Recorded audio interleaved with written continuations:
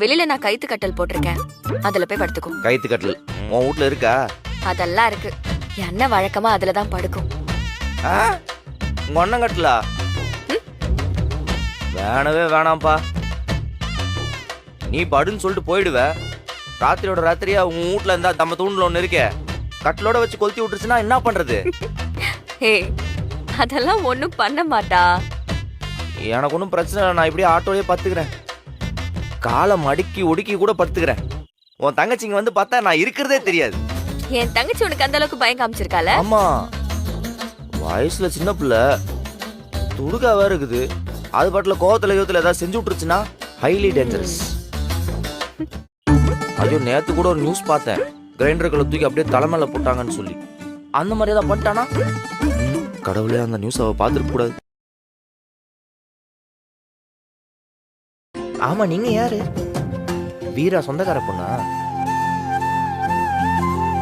கல்யாணத்துல உங்களை பார்த்த மாதிரி ஞாபகமே இல்லையே. என்ன நக்கலா? பின்ன ஆள் அடையாளம் தெரியாத அளவுக்கு மேக்கப் அள்ளி அப்பிட்டு வந்திருக்கிற. நான் ஒன்னும் மேக்கப் எல்லாம் போடல. கொஞ்சம் லைட்டா லிப்ஸ்டிக் போட்டிருக்கேன்.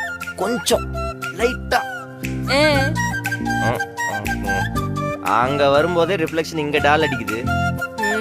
ஏதோ வீட்டுக்கு பெயிண்ட் அடிக்கிற மாதிரி மூஞ்சி ஃபுல்லா பூசின்னு வந்துக்கிற.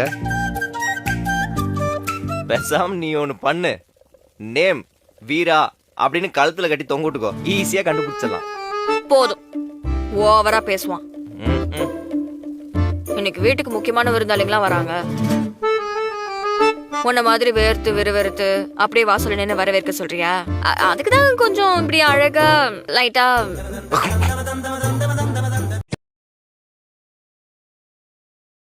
சொல்லு.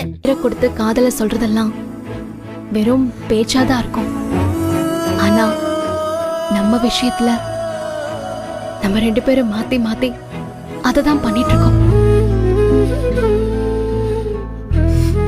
இனி எந்த சூழ்நிலையிலையும் நான் இப்படி நடந்துக்க மாட்டேன் பாரதி. இப்போ நடந்ததுக்கு நீங்க ஏதாவது ஒரு வழியில எனக்கு தண்டனை கொடுத்தே ஆகணும். தண்டனை தானே, கொடுத்துட்டா போச்சு. இனி வாழ்க்கை போறா என் முகத்துலதான் நீங்க கண் முழிக்கணும், என்ன பார்த்துட்டு தான் தூங்கணும். இந்த தண்டனை ஓகேவா? ரொம்ப சந்தோஷமான பனிஷ்மெண்ட் பாரதி. இனி இந்த உலகமே எதிர்த்தாலும் உங்களையும் என்னையும் யாராலையும் பிரிக்க முடியாது.